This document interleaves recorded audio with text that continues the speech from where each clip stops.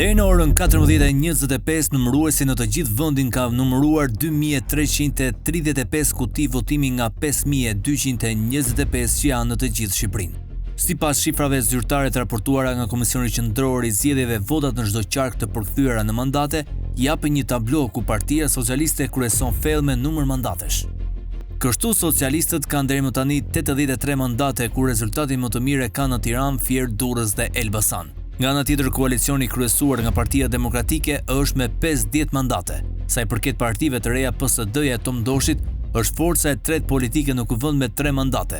Koalicioni Nisma Bëhet ka 1 mandat, ndërkohë që Partia Mundësia ka 2 mandate dhe Lëvizja Bashk 1 mandat.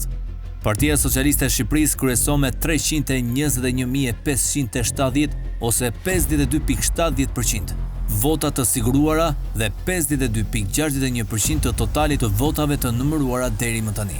Në vend të dytë qëndron koalicioni PD-ASHM me 207.719 ose 34.04%, ndërsa Partia Socialdemokrate PSD rënditet e treta me 24.175 ose 3.96% të votave.